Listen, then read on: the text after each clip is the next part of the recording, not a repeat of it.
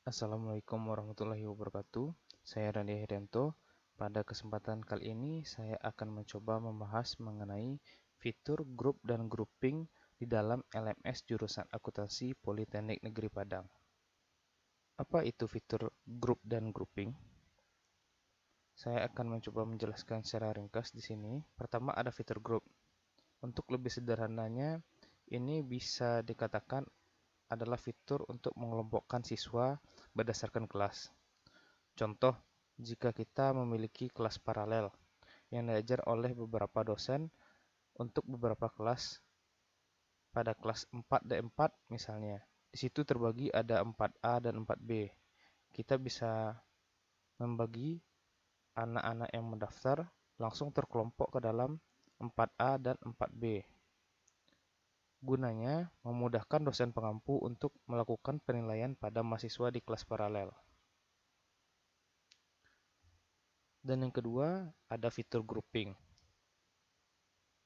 Ini tujuannya untuk mengelompokkan mahasiswa di dalam suatu kelas. Contohnya, jika ada mahasiswa di dalam kelas 2B D4, lalu dibagi menjadi 3 kelompok. Nah, bagaimana cara menggunakan fitur ini? Pertama sekali, marilah kita masuk ke LMS masing-masing. Untuk mengaktifkan fitur grup tadi, supaya mahasiswa bisa masuk langsung berdasarkan kelasnya sendiri, kita bisa masuk ke bagian edit setting. Lalu di bagian edit course setting, kita bisa lihat di bagian paling bawah ada bagian groups. Di bagian groups ini group mode-nya diubah menjadi separate group. Lalu save and display.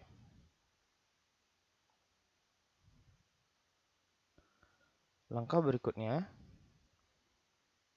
kita masuk lagi ke bagian paling bawah. Di situ ada user, lalu ada enrollment method. Di bagian ini kita bisa melihat enrollment method ada 3, yaitu manual enrollment. Apa itu manual enrollment? Ini kita bisa memasukkan siswa atau mahasiswa ke dalam perkuliahan kita secara manual. Jadi kita search atau kita cari nama mahasiswa tersebut satu persatu. Lalu di sini ada guest access. Guest access di sini kita tidak memberi akses karena untuk fitur keamanan. Di sini pertanda guest access-nya tidak aktif adalah guest access-nya tidak berwarna hitam seperti manual enrollment dan tanda matanya tidak aktif. Lalu ada self-enrollment student, ini kita bisa memberikan key atau keyword kepada mahasiswa untuk dicari supaya bisa enroll ke kelas kita. Nah, fitur ini yang harus kita aktifkan. Kita klik enable, sehingga sudah yakin matanya sudah aktif. Lalu kita masuk ke bagian edit. Lalu kita bisa lihat di bagian self-enrollment, di sini ada tulisan enrollment key. Enrollment key ini diberikan kepada mahasiswa jika mahasiswa ingin mendaftar atau masuk ke kelas kita. Namun, enrollment key ini tidak langsung memisahkan mahasiswa itu ke dalam grup. Kita mau memasukkan mahasiswa ke dalam grup, seperti contoh yang saya bilang tadi. Jika ada kelas 4, lalu terbagi atas kelas 4A dan kelas 4B, maka kita ingin memasukkannya secara otomatis ke dalam grup. Yang harus kita ubah, use group enrollment key, kita ubah menjadi yes. Setelah itu, settingan ini tidak perlu kita ubah-ubah lagi. Lalu tekan save change. Setelah selesai, kita masuk ke dalam bagian grup.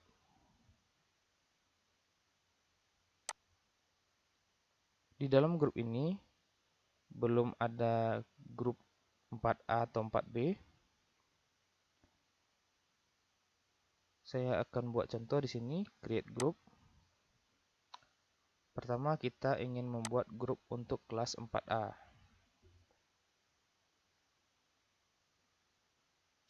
Lalu ada enrollment key-nya, ini harus kita ubah.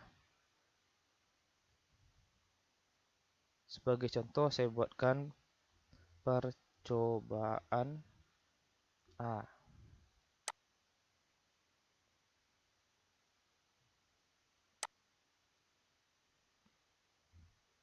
Percobaan strip A.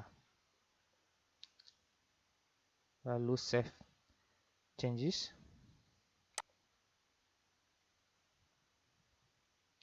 Lalu saya buat grup yang kedua, grup 4B dengan enrollment key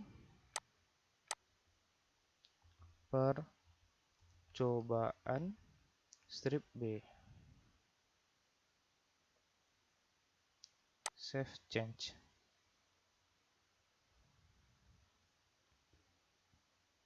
Jika sudah selesai, kita bisa logout dulu. Kita akan tes pada akun mahasiswa.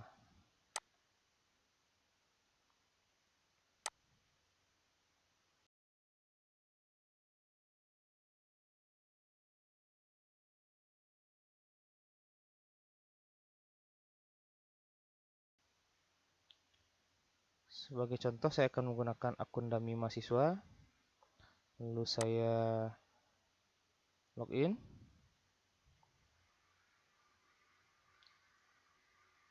Ini tampilan dari dashboard mahasiswa. Saya masuk ke site home.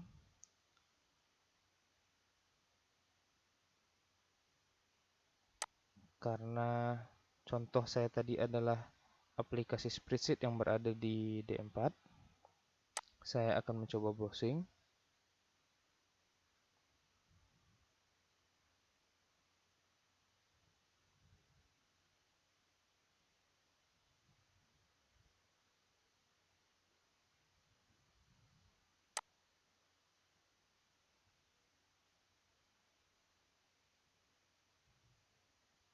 Ini dia, D4 aplikasi spreadsheet untuk bisnis. Pada enrollment key-nya, jika saya ingin masuk kelas A, saya harus mendapatkan enrollment key untuk kelas A. Pada contoh tadi, harusnya enrollment key untuk masuk ke kelas 4A adalah percobaan strip A. Lalu saya klik enroll me.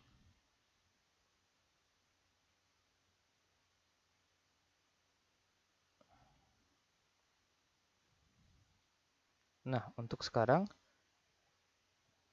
pada akun dummy mahasiswa ini saya sudah masuk ke dalam mata kuliah aplikasi spreadsheet untuk bisnis. Mari kita coba logout dulu. Saya masuk menggunakan akun sendiri.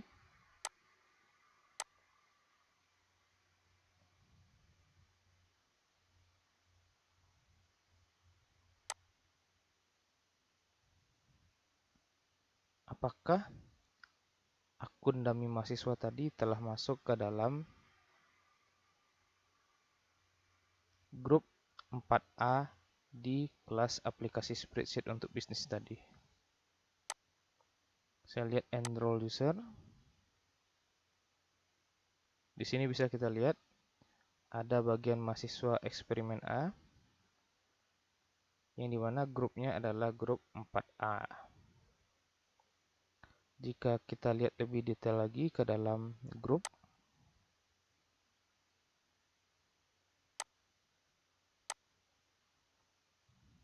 maka kita bisa lihat di sini untuk grup 4A sudah ada mahasiswa 1 orang. Sekian penjelasannya untuk fitur grup. Mari kita lanjut ke fitur groupings. Kali ini kita akan mencoba pembuatan fitur grouping dengan mata kuliah yang berbeda. Pembuatan grouping bisa kita buat secara manual atau otomatis. Jika pembuatan manual, kita bisa masuk ke dalam tab grouping, lalu membuat grouping baru. Dalam grouping ini, kita hanya membuat nama grouping saja. Kita cancel. Jika mau membuat grouping secara otomatis, kita bisa masuk ke dalam group, lalu klik auto create group. Kapan fitur ini bisa berguna? Jika seandainya kita sebagai dosen pengampu memberikan tugas kepada mahasiswa dan tugas tersebut harus dikerjakan oleh beberapa kelompok. Dan saat penyerahan tugas tersebut tidak harus dikirimkan oleh individu atau per individu. Bisa dikirimkan oleh perwakilan dari kelompok saja.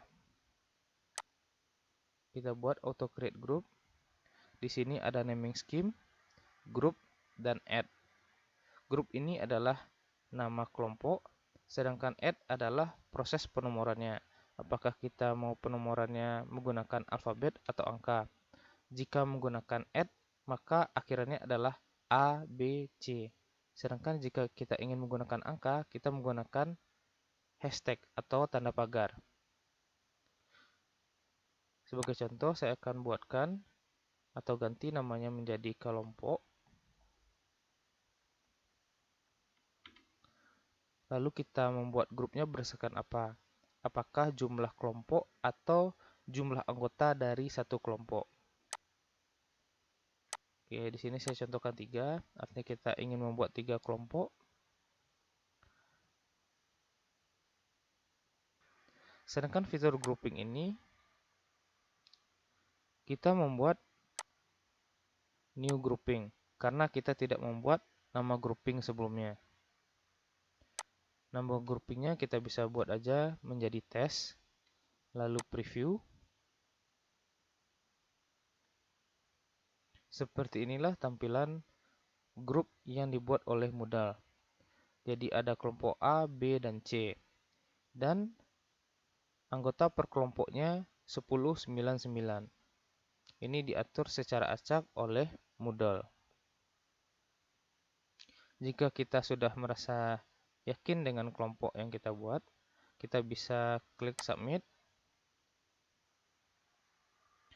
Pada proses ini, jika kita ingin mengganti anggota kelompok, kita bisa menukarnya sendiri atau remove user pada masing-masing kelompok.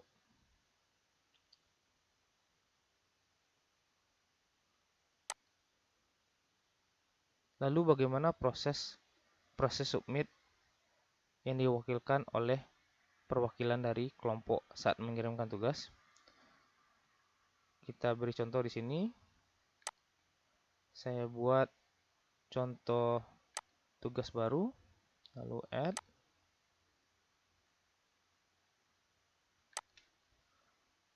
Saya buat namanya tugas percobaan.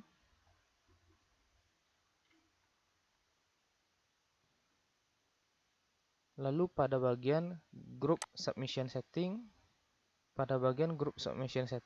kita bisa mengubah ini menjadi yes, sehingga akan muncul menu tambahan di bawahnya.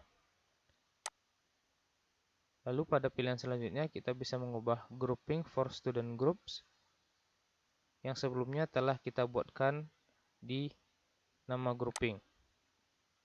Di nama grouping sebelumnya kita buat dengan nama tes. Jadi untuk grouping tes yang berisikan kelompok A dan kelompok B dan kelompok C, pada saat perwakilan individu mengirimkan tugas, artinya anggota lainnya dianggap sudah mengirimkan tugas juga. Jika sudah, kita bisa tekan save and return to course. Demikianlah penjelasan mengenai fitur group dan grouping. Sampai jumpa di video berikutnya.